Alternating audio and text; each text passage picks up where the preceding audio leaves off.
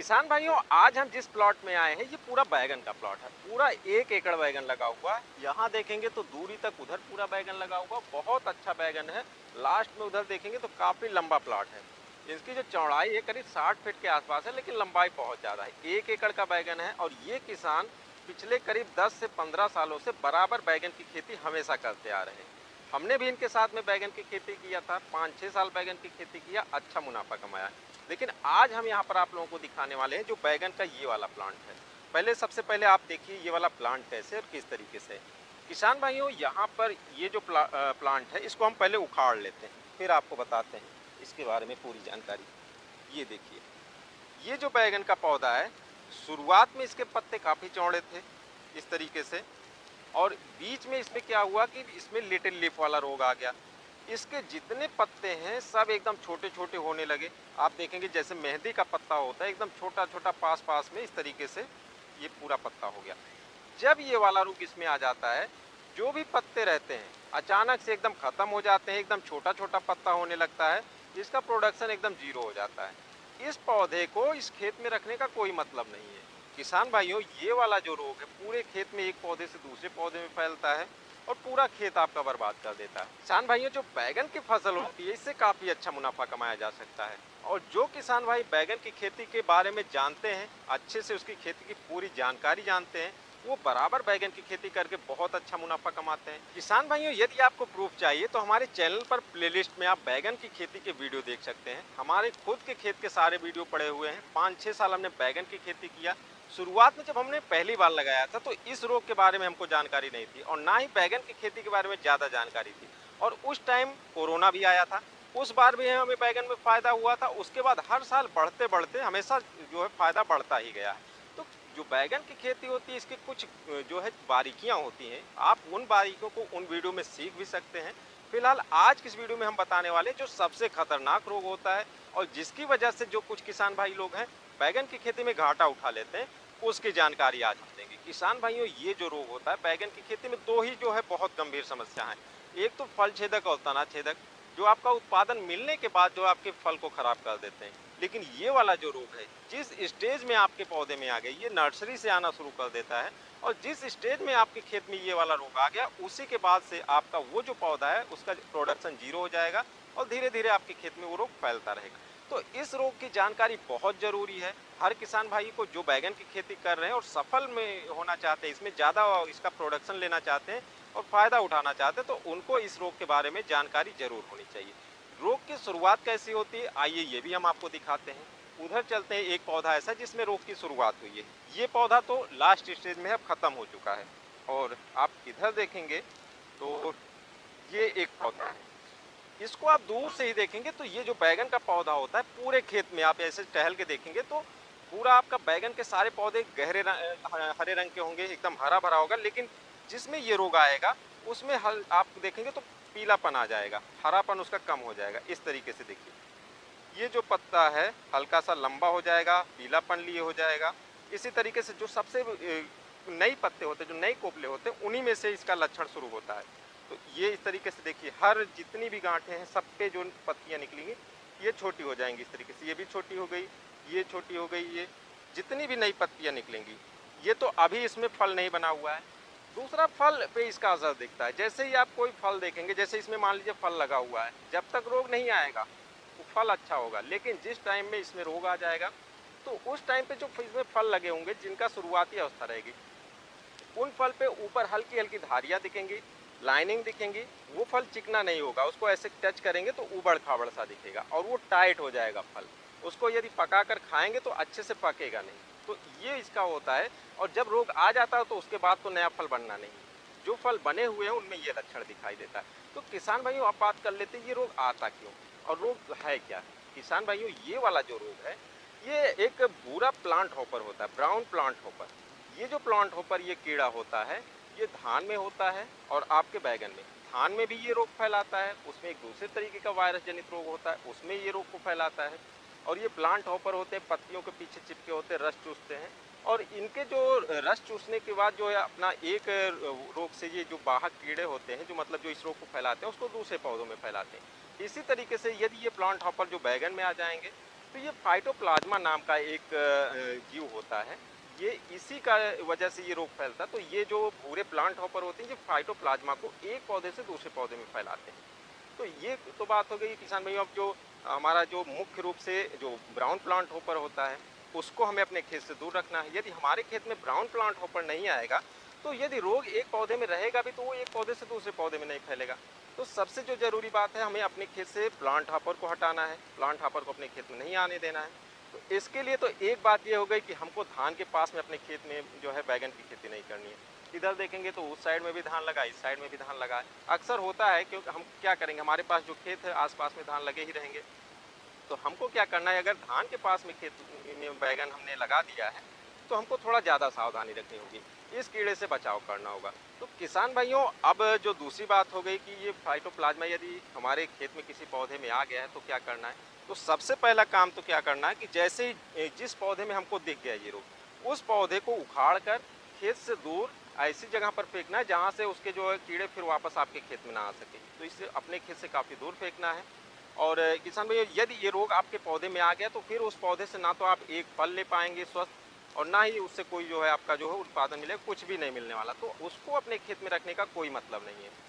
इसके लिए किसान भाइयों क्या करना होता है, यदि ऐसे आप उखाड़ते जाएंगे तो खेत तो खाली हो जाएगा। तो उसके लिए जो सबसे ज़रूरी बात है, जब भी आप बैगन लगाएं, तो हमेशा जो गोल बैगन है उसको लाइन से लाइन 4 फीट पे लगाएं। ये जो बैगन लगा हुआ है, सनग्रो कंपनी का नवकिरण बैगन है, गोल वाला पूरा प्लाट हमेशा यहाँ पर गोल बैगन ही लगता है, सनग्रो कंपनी का नवकिरण। कभी कभी पुराने में ये 3-4 साल पहले ये टीम सीड का लगाते थे, लेकिन उसके बाद से बराबर ये सनग्रो का लगाते हैं।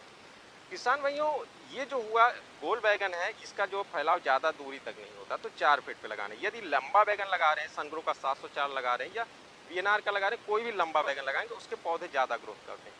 उसको लाइन से लाइन 4.5 फीट रखना है। यदि आपके पास ड्रिप सिस्टम है, तो आप उसको हमेशा 5 फीट लेकर चलिए, क्योंकि ड्रिप सिस्टम में आप हमेशा ग्रोथ को थोड़ा ज़्यादा लेकर चलेंगे। तो इस वजह से आपको थोड़ा स्पेस ज़्यादा लेना है। अब बात हो गई कि आपने लाइन बना दिया। अब लाइन में आपको जो प्लांटेशन करना है किसान भाई, यहाँ पर आप देखेंगे तो करीब करीब 2.5 से 3 फीट का, एक पौधे से दूसरे पौधे के बीच की दूरी करीब करीब 2.5 से 3 पौधे फीट है। और यहाँ पर एक जगह पर 2-2 पौधे लगे हैं। तो हमेशा जब भी आप बैगन लगाइए, 1.25 फीट, आप कम से कम 1.25 फीट ले सकते हैं, 1.25 फीट, 1.5 फीट, ये आप इतनी दूरी ले सकते हैं। हमेशा एक एक पौधा लगाइए। इसमें 2 फायदा होगा। एक तो ये होगा, मान लीजिए जो आपका एक पौधा लगेगा, 1.25 फीट पे लगा है एक पौधा, तो एक पौधा 1.25 फीट में जो है आप आसपास के चारों तरफ का जो क्षेत्र है, वहाँ से पूरा पोषक तत्व लेगा, पौधा आपका मजबूत बनेगा। आपको जब पौधा शुरू में लगाएंगे, उसकी जो है क्रेजी कटिंग कर दीजिए, मतलब उसकी जो पोपले हैं इसको इस तरीके से कट कर दीजिए, तो बगल से अच्छी अच्छी ब्रांचें निकलेंगी, एक पौधा आपका मजबूत बनेगा। फिर इसी पौधे में यदि ये वाला रोग आ गया, तुरंत आप उस पौधे को वहाँ से हटा देंगे, तो जो बगल वाला पौधा उस बीच के गैप को भर लेगा। तो इस तरीके से आप बीच में आप अपने पौधे को हटाते जाएंगे, तब भी आपके खेत में ये ऐसा नहीं दिखेगा कि आपकी खेत खाली हो गया। तो इस तरीके से मान लीजिए आपका 1/4 भी, यदि आपके पूरे खेत के 1/4 पौधे आपके खेत से हट गए, तब भी आपका जो पौधा है, क्योंकि एक पौधे में आपने 3G कटिंग की है, नीचे से 8-10 ब्रांचें निकली हुई हैं, बढ़िया से निकली हुई हैं, तो पूरा ग्रोथ वो लेगा। तो लास्ट तक आपके जो है खेत से पौधे कम नहीं होंगे, आप उखाड़ते जाएंगे, फिर भी जितना स्पेस रहेगा वहाँ से आपको अच्छा प्रोडक्शन मिलेगा।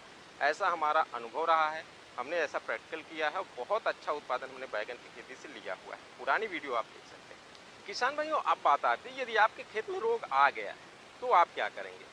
ये तो है कि आप 100% इस रोग से नहीं बच सकते। हमारे भी खेत में रोग आते थे, लेकिन हम हमेशा टहलते रहते थे। शुरुआत अवस्था से हमने जब नर्सरी लगाया, तो नर्सरी हमेशा जो है, एक चीज़ ये आप ध्यान में रख चलिए, 22 से 25 दिन पर अच्छी नर्सरी तैयार करिए, थोड़ा गैप में रखिए, मोटी नर्सरी हो छोटी नर्सरी हो, 22 से 25 दिन की नर्सरी आप प्लांटेशन करिए। उसके बाद आप खेत में निगरानी करते रहिए। जैसे ये वाला आपके खेत में रोग आए, तुरंत उस पौधे को उखाड़िए, उसको वहाँ मत फेंकिए, खेत से बाहर ले आइए।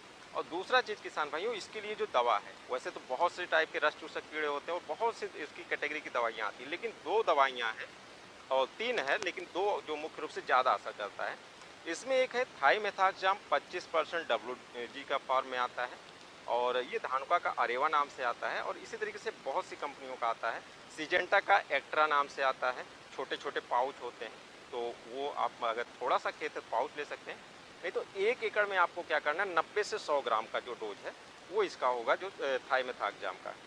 इसको आपको चाहे आप शुरुआत में अकेले डालिए, नहीं तो आप इसको किसी दूसरी भी, जैसे आप यहाँ पर कोई तना छेदक या फल छेदक वाली दवा रख रहे हैं, तो उसके साथ मिक्स करके डाल सकते हैं। जैसे इमामेक्टिन बेंजोएट है, उसके साथ आप इसको मिला सकते हैं।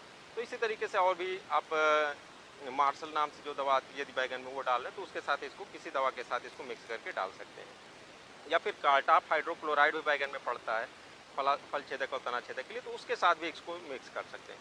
एक बार आप ये डालिए, और जो दूसरी दवा है ये इमिडाक्लोरोपिड 70% के फॉर्म में आता है किसान भाइयों। इसको आप ले सकते हैं, बायर का एडमायर नाम से आता है, या फिर किसी दूसरी कंपनी का आप ले सकते हैं। इसको आपको डालना है, ये इसका जो डोज रहेगा 40 से 45 ग्राम आप इसको ले सकते हैं, 50 ग्राम तक भी ले सकते हैं।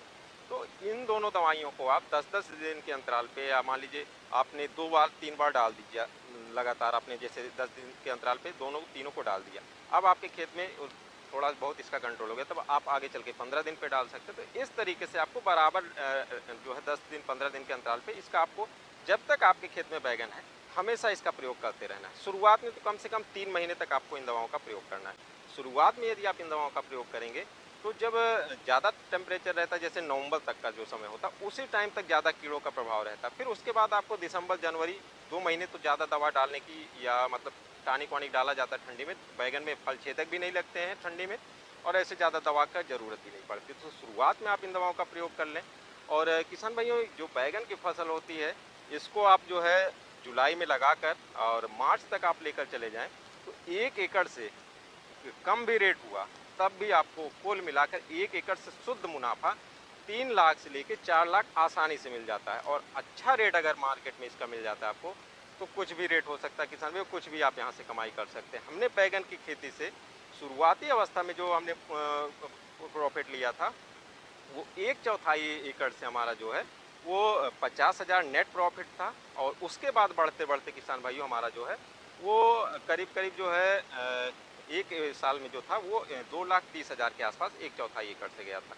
तो इस तरीके से कुछ भी बैगन में हो सकता है, लेकिन बैगन में आप नुकसान नहीं उठा सकते किसान भाई, यदि आपने सही तरीके का प्रयोग किया हुआ है।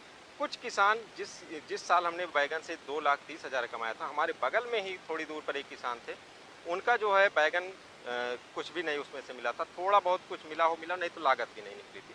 तो ऐसे होते हैं, यदि सही तरीके का और सही जानकारी आपको नहीं रहेगी, तो आप बैगन की खेती से प्रॉफिट नहीं, या किसी भी खेती से आप प्रॉफिट नहीं कमा सकते। लेकिन यदि आपको सही जानकारी है, सही प्रोडक्शन आप लेकर आते हैं, मार्केट में कम भी रेट है, तो भी आपका नुकसान तो नहीं होगा, फ़ायदा ज़रूर होगा।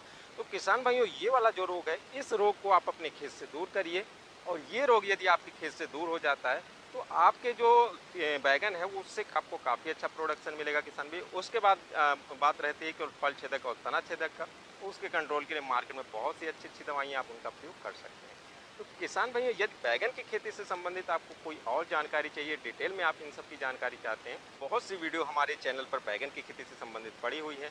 उसमें डिटेल और जेन्युइन जानकारी दी गई है, जो हमने अपने खेत में अप्लाई किया, वो सारी जानकारी उसमें समय समय पर हम बताते रहें, वहाँ पर आप जाकर देख सकते हैं। और फिर कोई और जानकारी चाहिए, कोई आपका प्रश्न रहता है, तो कमेंट करके पूछ सकते हैं। मिलते हैं किसी और वीडियो में, तब तक के लिए नमस्कार।